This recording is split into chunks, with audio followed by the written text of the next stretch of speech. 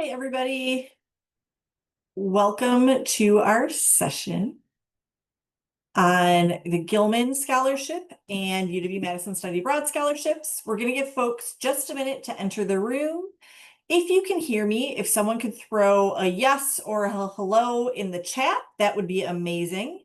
Just so I'm sure that the technology is working. Thank you, Caleb. I appreciate it. Hello, Isabella. Thanks for joining. And if those of you who are joining could also share potentially when you might be thinking of studying abroad, that would be really helpful for me to know. So winter intersession 26, spring 26, summer, next fall, spring 27, perfect. This is really helpful as we're thinking through lots of different things. And so this is just good for me to have as information as well. So keep throwing that in the chat and we will get started. My name is Susan Lochner Atkinson. I am the Associate Director for Advising in International Academic Programs, which is the Central Study Abroad office on campus. And I am joined today by Sherry Barta, and I will have her introduce herself. Hi, everybody. I'm so glad to see everybody here. So I'm the director of the Office of Experiential Learning. And so this is the office that you've been getting inundated with emails about this opportunity to learn a little bit more about how you fund your study abroad experience. So I'll tell you a little bit more about some scholarships that are specific to our office area. But for now, I'm going to hand it back to Susan. Perfect. Thank you so much. And I'm actually going to turn my video off while I'm presenting. I'll turn it back on at the end to answer any questions. Feel free to throw questions right into the chat and we will get to those at the end of the session as well. So I'm going to turn my camera off and get started talking about the Gilman Scholarship. All right. So here is what we're going to cover today. We're going to cover the Gilman Scholarship eligibility, do's and don'ts of essay writing, the different writing prompts for the Gilman, some other writing tips and tricks, and then a lot about scholarships at UW-Madison, and of course have that time for questions from you at the end as well. So with the Gilman, it requires you to be a citizen or national of the US, an undergrad in good academic standing, receiving a federal Pell Grant, and going to a country that has a travel advisory level 1 or 2. The US State Department creates these travel advisory levels for every country, and they just are in terms of what they are deeming as safety in the different areas or regions.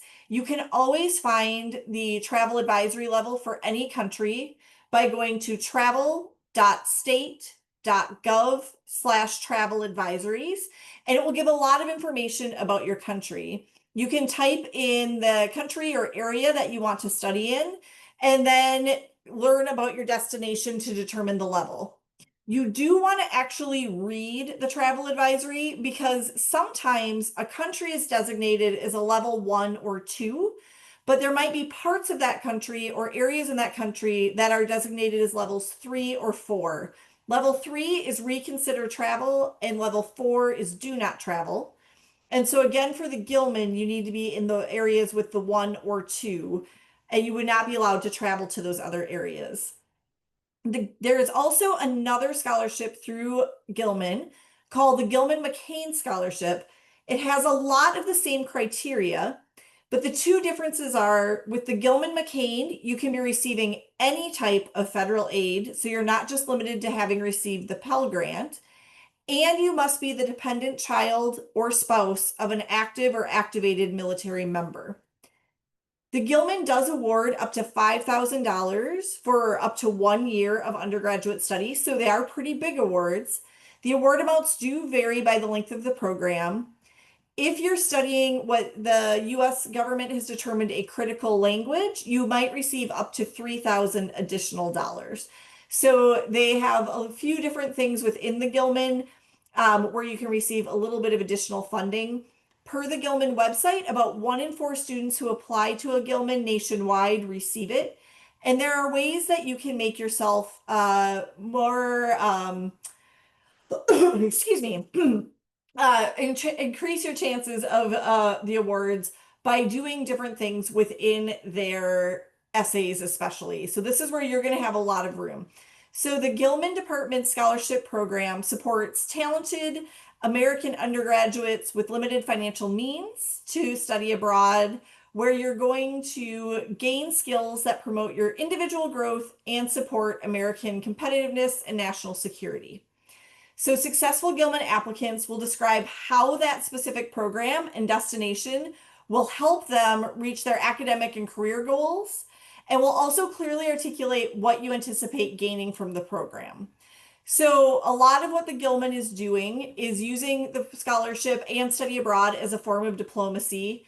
They are saying that Gilman scholars are representing the United States as citizen diplomats in their host communities and reflect a diversity of values and beliefs that are fundamental to the United States. So there are a few different things that you have to do within this. One is some essays, and we'll talk about those more in a minute. And then upon return to the US, Gilman scholars are having follow-on projects that they do to help inspire the next wave of students to study on the programs. And the follow-on service project helps increase awareness of the Gilman and of study abroad among your peers in your home communities and different campuses. And so you'd want to design a follow-on service project that's feasible and uses your own experience abroad and connects to a large group of Americans.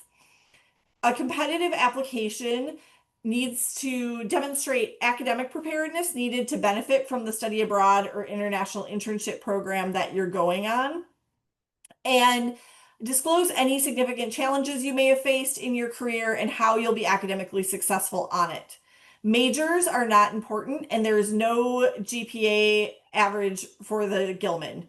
I understand majors are important to you, but not in terms of who they're selecting for Gilman. So that's just something to keep in mind. They are trying to seek participation from every state and have a large, broad group of American undergraduate students who would benefit from the knowledge, skills, and experience they acquire by going abroad. There is preference given to students who have not studied abroad previously, and also to veterans who've served in the US forces, but it is not limited to that by any means. So that's just a couple of different things within the Gilman itself.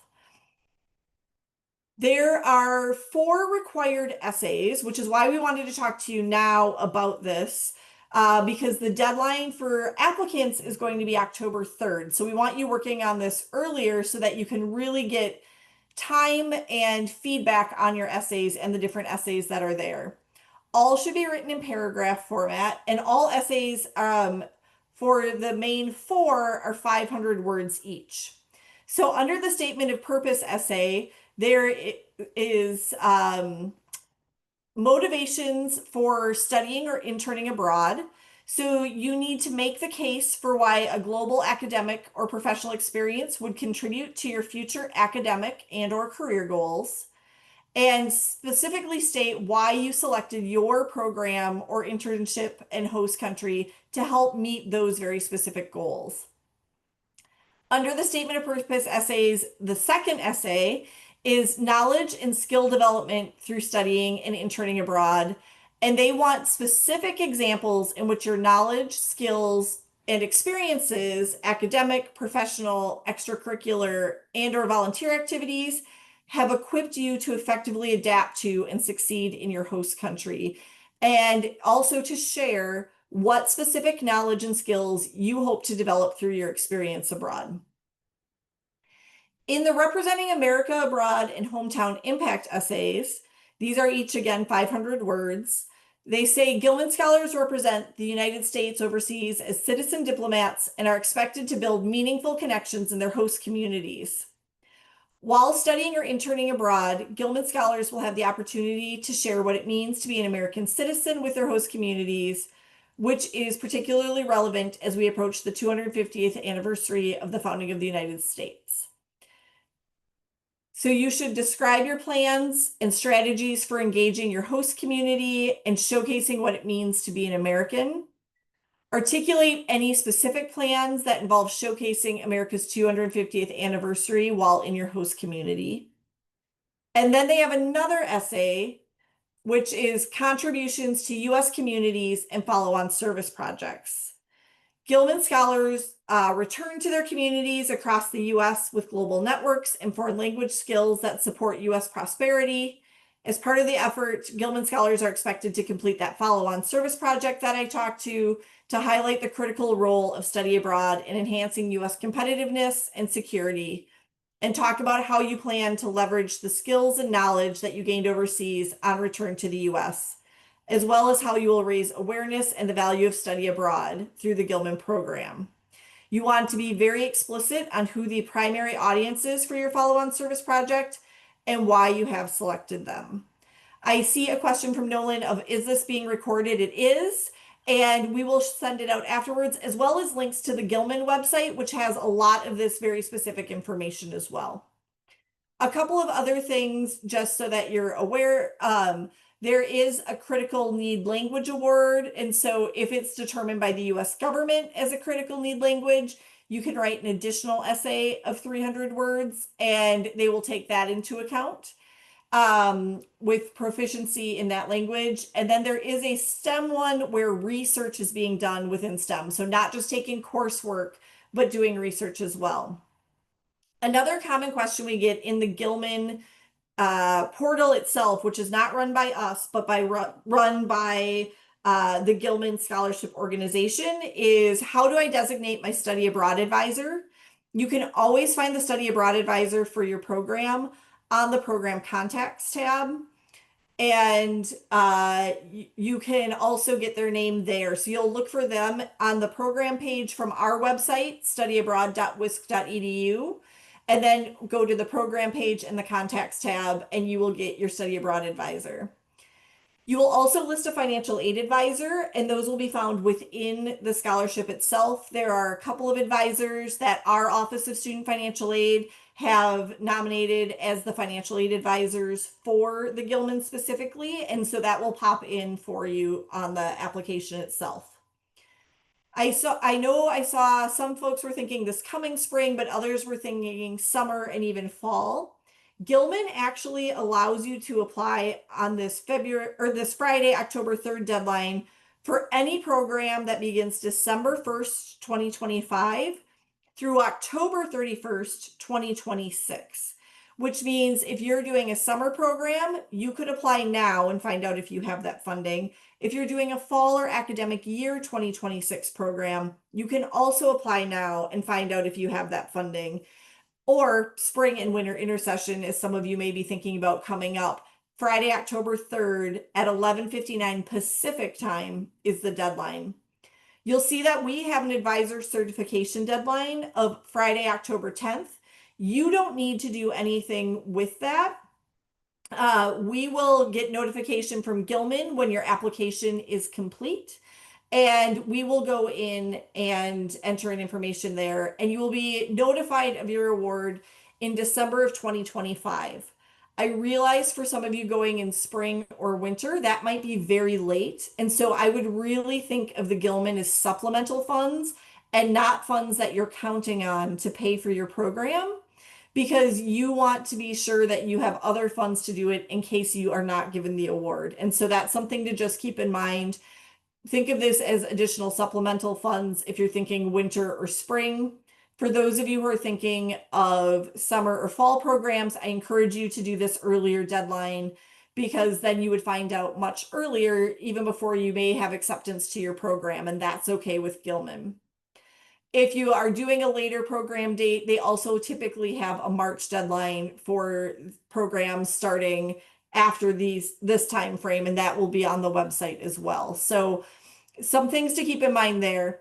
One other thing that I want to share is that we have a guaranteed $1,000 Gilman Incentive Scholarship that we will award to any student who qualifies for the Gilman and submits their application to Gilman. So we will review all of those applications, and we will see them in a portal. You don't have to do anything else on our end to apply for the Gilman incentive. We will give you a guaranteed $1,000 incentive scholarship that is for anyone who applies to the Gilman and is qualified for the Gilman, so meets the Gilman requirements and criteria. So that is a really big national scholarship. And we'll give you some essay tips in a minute. We're going to talk about scholarships at UW-Madison as well. So with UW-Madison, all of the scholarships for study abroad that are administered through any of our offices are done through scholarships at UW or the WISH program. One thing we sometimes hear from students is, I can't see the scholarship application. And so one thing to do is in the general scholarships at UW portal, make sure you have answered yes to the question, do you plan to participate in an approved study abroad, intern abroad, or domestic study away program during the next 2 academic years? You can find and apply to an approved program at our website, www.studyabroad.wisc.edu. So you have to have that question answered to yes to be able to see the scholarships and get matched to those for study abroad scholarships. We recommend that you apply to every scholarship where you meet the qualifications, although we do like to point out that it's likely that you will only be awarded one scholarship at a time, because one of our large goals is to award to as many students as possible and spread the funding out with many students. There are a few scholarships that I would recommend folks on this webinar apply to. One is our Study Abroad Scholars.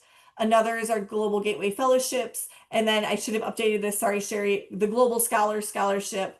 And we will talk about those in just a minute. All of those scholarships are going to be due on Monday, September 29th, and they are open for spring 2026, spring break 2026, or winter intersession 2026. For those of you who are planning ahead and are thinking of fall 26, academic year 26-27, or summer 26, those applications are not open yet. We can only run them for each duration cycle. They will open in January, and they will be due on February 24th. So just something to keep in mind with that. There also are various types of scholarships available. So it doesn't have to be a study abroad specific scholarship to be able to be used for study abroad. So sometimes different majors have scholarships that can be used. You may receive scholarships from different units on campus, and those are often able to be used abroad. We encourage you to talk with your scholarships administrator to find out the details from them on if you can use it for study abroad. We also really like to point out that it's rare that a scholarship is going to cover the full cost of your program. We really encourage you to come to our other funding sessions and think through many different types of funding models. There are 4 ways we talk about funding, and scholarships are just one part of that. And so you don't want to be going into a program thinking you're going to get a scholarship that will cover the full cost, as that is pretty rare. We also give priority to students who have not received study abroad scholarships previously, again, in the hopes to have scholarships go to as many students as possible and provide the opportunity to study abroad to as many students as possible. On our website, on the funding tab, which you can find under Make Your Plan, we have a lot of information about scholarships, including a scholarships chart, which lists literally every scholarship we know of nationwide for study abroad. And so I really encourage you to sit down, look at that scholarship chart, and see which scholarships you may have the qualifications for and when those deadlines are. Because with national scholarships, or even scholarships with some of the organizations we work with, they're all going to have different criteria and different deadlines. So that's just an important thing to keep in mind as well. One of the scholarships that I mentioned earlier is our Study Abroad Scholars Scholarship. This is one of our largest scholarships, and everyone on this webinar should apply to the scholarship through WISH. It's open to any student on any of our approved programs. We do give some considerations for students who possess the following attributes: first generation college student, if it's your first time abroad, if you have demonstrated need, if you're a Wisconsin or a Minnesota resident, or if you have a cumulative GPA above a 3.8. I want to be clear, you don't need to meet all of those things, but we include all of those different things with different rankings, just so that we're awarding not just based on need, but we're also giving some merit-based scholarships, also for students who may not have gone abroad before and different things there. We give awards up to $2,000 for spring break programs, up to $2,500 for winter and summer programs, $5,000 for semester programs, and $8,000 for year-long programs. Again, this is one that everyone should plan to apply to if you're going abroad, because this is one of the largest scholarship pools that we have and amounts of money that we have as well. I told you our normal deadlines, but of course we have one program that is a little bit earlier. It's called our Early Bird Scholarship. It is a $2,000 scholarship for students who are in the process of applying to or have applied to a program and have a student aid index from financial aid of $8,000 or less, or are part of Bucky's Pell Pathway. We also have a few of the other consideration points of if a student is a first-time traveler, a first-generation college student, and has not been awarded a scholarship or gone on one of our Global Gateway programs, which is a program type that we offer. This scholarship is already closed for spring, winter, and calendar year because that deadline was back in April and May. It will open in early November for fall academic year and summer programs, and it will close at the end of November for those programs.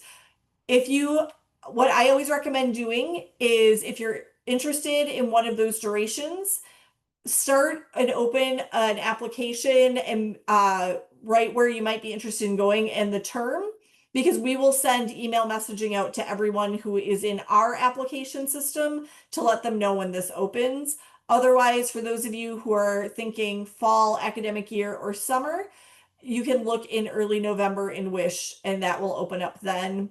If you're thinking, I know there was someone who was spring 2027. If you're thinking that far ahead, it will likely open in mid-April and be due in mid-May next spring. Another scholarship that we offer for students who are part of a Promise program, so Bucky's Tuition Promise, Bucky's Pell Pathway, Banner, the Wisconsin Tribal Educational Promise, or the Badger Promise, are eligible for up to $6,000 scholarships on spring break, summer, or winter faculty-led programs only. So it's very specific the type of program you can go on this. The eligible programs are on our website. We will include that in the follow-up email that you get about this. If you are in one of those areas and you have not studied abroad before and meet the criteria, you'll automatically be considered for the scholarship, and we will send out scholarship decisions at the exact same time you get the acceptance decision to your program, and you don't even need to apply to the scholarship. We do all of the review for you with those. We also have some students do international internships through our office, and they're eligible not only for the study abroad scholarships, but also for scholarships that are for internships. So there is a worldwide internship program grant, which helps students offset the cost of the program fee for the internship. If you're doing an unpaid science-related internship, you can apply for the Promega International Scientific Internship Scholarship, which can often fully fund or almost fully fund that experience. With both of those, you would be taking a worldwide internship program course that's taught by folks on our campus. And there are also campus scholarships for internships through different schools and colleges like LNS, and those vary in amount. So when you do the international internship, you often carry a course load of 3 to 6 credits. And so that could have impacts on semester or summer aid. And so we really encourage you to talk to financial aid about that if you're choosing to do, especially an internship during a semester, and that's the only thing you're going to be doing. So those are some of the scholarships that are administered through our office. Another scholarship that you can apply to through that same WISH application and scholarship application and be matched to is the Global Scholar Scholarship. So I'll pass it over to Sherry to explain more about that. Great, thanks. So this is our Global Scholar Scholarship, and I think nearly everybody on this call should be eligible to apply. So again, you apply for this on the Wish application or the Wish portal, and it's open right now. The deadline is September 29th, and so this funds short-term study abroad programs such as the winter intersession, spring break, and summer. So the application that is open right now is only for the winter intersession. So if that is something that you are considering, I would highly encourage you to apply. If you're thinking about spring break for 2026, then wait till January, and that's when this application will open. If you're thinking for the summer 2026, then wait till mid-February to mid-March to apply. So all of you will continue to receive lots of scholarships, lots of emails from us about this opportunity. So make sure that you pay attention. So again, if you're supported in one of the following programs, you are eligible to apply. Susan, could you go to the next slide? Thank you. So there is some eligibility there as far as you must be in the process of applying or have already applied to a program, one of the IEP or through business or through engineering or through CALS to be eligible. The priority is given to students that have not traveled before or not gone on a study abroad or away program. Students must have not previously received this scholarship to apply. So if you have received Global Scholars funding in the past, then you are ineligible, sadly, to apply again. So it's really looking for students that this is their first time. And then you must have one semester on UW-Madison's campus after returning from the program. So that means, for example, if you're going during the winter intersession, that you wouldn't graduate until that following May, just so you have a semester to reflect back on your study abroad experience, and then also possibly to talk to other students about your experience to hopefully get them excited to study abroad too. So you can go on the next slide. So some of the things that we will look for when we are deciding our scholarship winners is financial need is considered. Good academic standing is also slightly considered. So I encourage everybody to apply regardless if you feel that your academic performance reflects your potential or not. The connection of program to major or career goals, and that is measured through 2 short essays that you are required to submit. So they're pretty short essays. You can either require those as written responses or audio responses. We also prioritize first-generation college students and students that this will be their first time studying or interning abroad or away. We also look at other financial aid that you may or may not be receiving for your study abroad experience and prioritize students that may not have received any additional awards for their study abroad. So next slide. Great. So if you are a recipient of this award or awarded this award for Global Scholars, there's just a couple more things to consider. So prior to the departure, you'll have to agree to complete a Global Scholars project, and you'll have to agree to attend a pre-departure session. Upon return, then you will be asked to actually do that Global Scholars project and then also attend a post-departure meeting. During those meetings, we basically talk about what the expectations are actually for the project. And you also get an opportunity to meet possibly with other students that might be attending the same or going on the same study abroad, as well as reflecting back and sharing your experiences after. So the required project basically is a reflection project. So what we like to use those projects for is a good time for you to reflect on your personal, your professional, your academic development on the program. And students have used a wide range of media in order to show their reflection piece. So some students have done blogs or different PowerPoints to show what they did during their study abroad experience. They've done things like videos or podcasts, so we're really open to the type of media. But this Global Scholars Project will be shared with other students that hopefully will entice them to maybe follow in your footsteps, but also will be shared with donors that give funding for the Global Scholars Award. So again, if you have any questions, please reach out to my office and then or to Dira, who also works in my office, who's really specializing in helping students fill out scholarships for their study abroad or study away programs. All right. We have talked about a lot of different scholarships, and now we want to talk about some tips for how to set yourself up for success when applying for those scholarships. One thing is you want to start early because that will allow you enough time to write that competitive essay and prepare all the materials that you need. Some of these things are going to seem like they make sense and why are we saying them? And the reason we're saying them is because they are things that have been missing in the past. I have literally at this point read thousands of scholarship essays. And so these are the things that you really want to be working on. First, make sure that you mention your program's city, country, and name in your essay because I have read a number of them that don't include that information and I have no idea where the student is studying. You also want to write a unique essay that's your life story.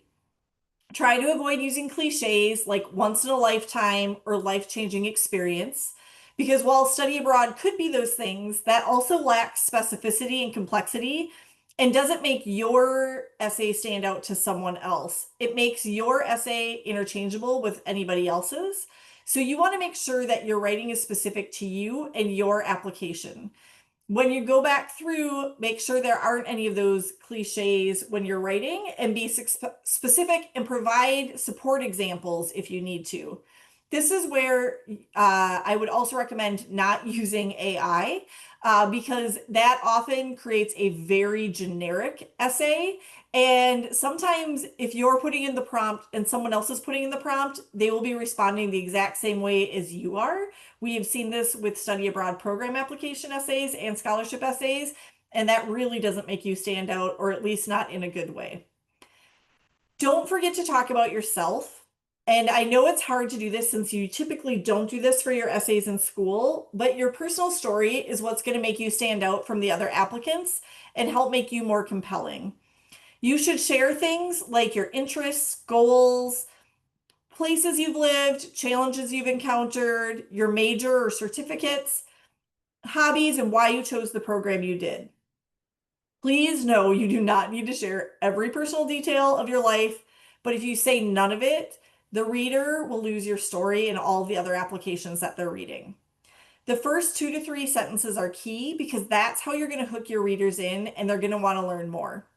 So if I use myself as an example, I could start with something like, I went to UW-Eau Claire for my undergrad, just so you're aware of that too.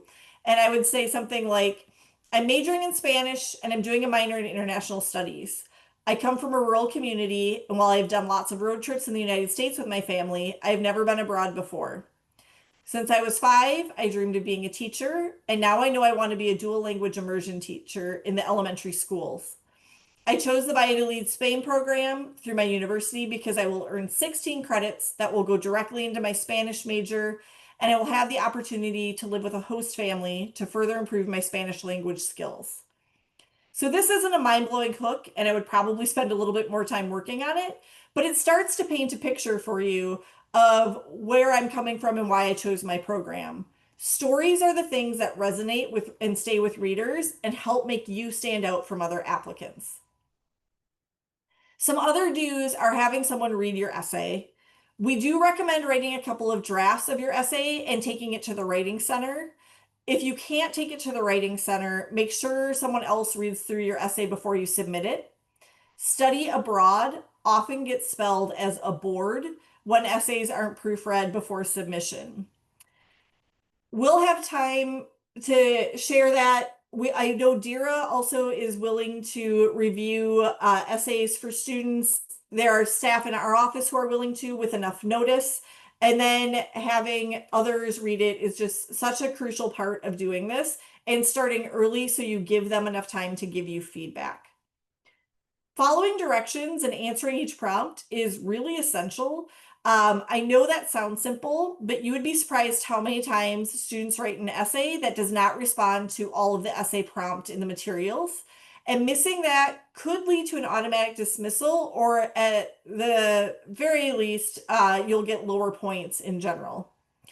If there are character or word counts, make sure you're using that feature in Word and you're not exceeding it because many scholarship things are set up with that specific word count or character count. And if you go beyond it, it just won't include the rest of your essay there. And so it could make an end of a paragraph or sentence really hard for the reader to understand. So those were the do's, a couple of don'ts. Don't submit your essay without having someone proof it first. I know I'm really hammering on this, but it is so, so, so important. And especially with things like the Gilman, where there are those 4 essays and you are working with students nationwide, you really want to spend the time to take careful care with your application so that you're getting good feedback and making yourself the most compelling applicant that you can. Again, make sure that you're answering all parts of the prompt, so don't skip a prompt. Don't write over that character limit or ask at the last minute for help, because many people have many different things going on, just like all of you do.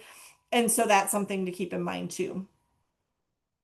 We mentioned to focus on academics in your essays and different things. You should avoid writing about personal travel because while we understand that many students look forward to personal travel on their programs, they are academic in nature. And so that's why it's called study abroad or study away. And that's one of the reasons why you want to really focus on the academics.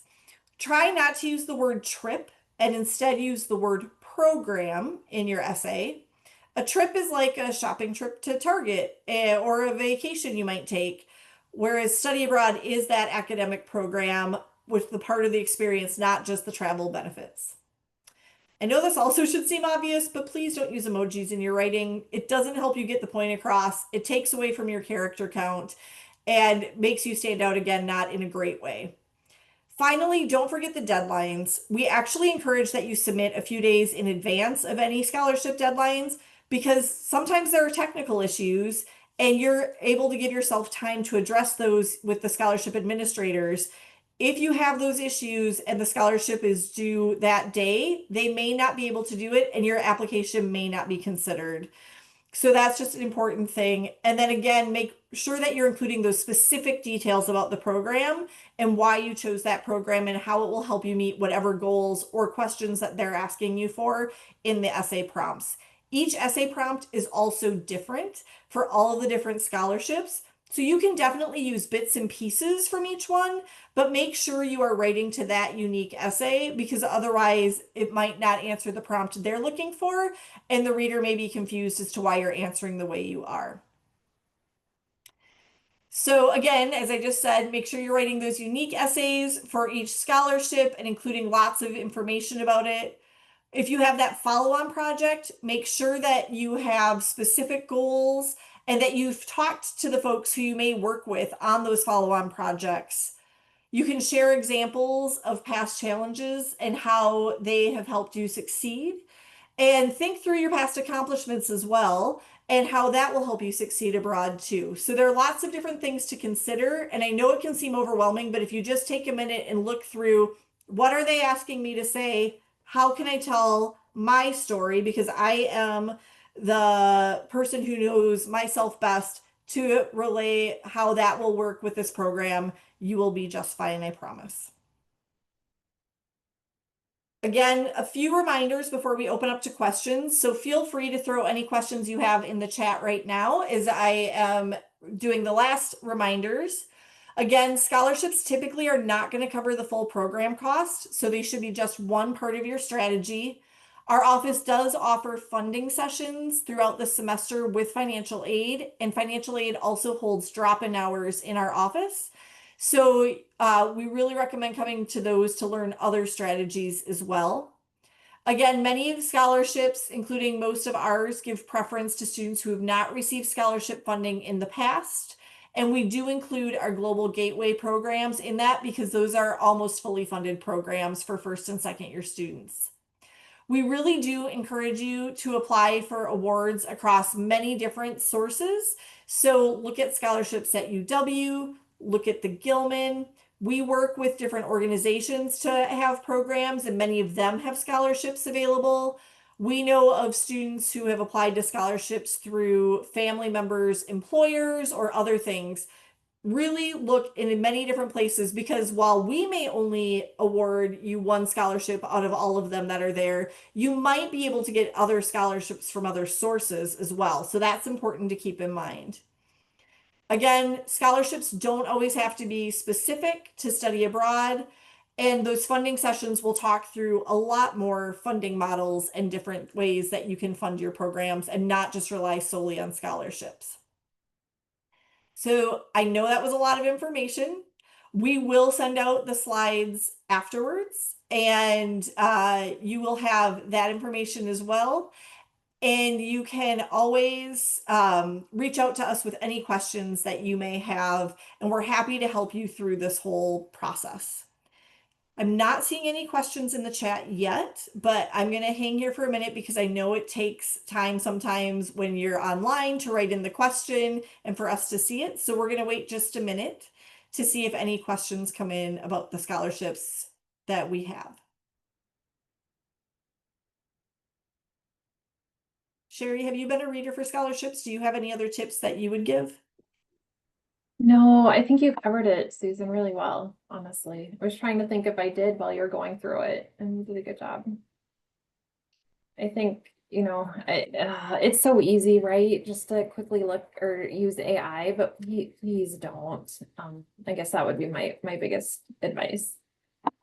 Yeah, both for scholarships and for the program applications. We had 3 students who literally had the same phrase for one program, and it was a very it was a phrase that you would not expect students to be writing, and so it was very clear that AI had been used, and we put the prompt in and got that exact same thing back. So again, it's just something that we're noticing, and it doesn't make you stand out. Thank you all for coming. I'm not seeing any questions come in. You can always email, and I'm going to put it in yes. So with the Gilman guarantee, you just need to apply to Gilman by their regular deadline. As long as you do that and you're qualified for the Gilman, so you'll get certified by our office and financial aid for that, you will automatically receive that $1,000 Gilman incentive. We will review everyone who's in the Gilman portal, and we will see that you're in a program for that time period, and you'll get that $1,000 whether you receive a Gilman or not. So that's that one. You don't have to apply for that one separately. We will do the checking for you as long as you've applied to the Gilman through their scholarship. And I will also put in really quickly, we have a general scholarships email where you can email any questions that you have as well. That's scholarships@studyabroad.wisc.edu. And I know Sherry had put in the global scholars scholarships of global.scholars@wisc.edu. For the Gilman, you do have to have the Pell Grant. For our other scholarships, you do not have to have that, or for many of our other scholarships. So that the Gilman, it is a national scholarship that requires a Pell Grant. The other scholarships do not. And there are many national scholarships that also do not require a Pell Grant. So that's a specific thing to that national scholarship.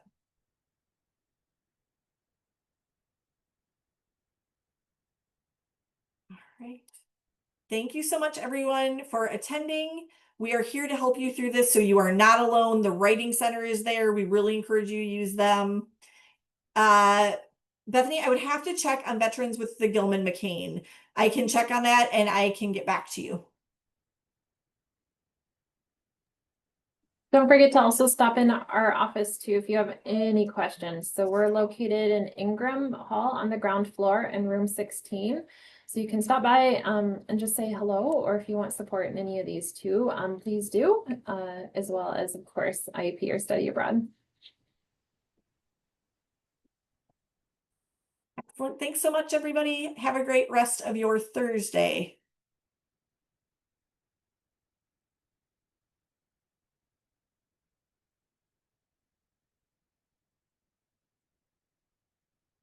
Isabella, did you have another question for us at all since you're still here?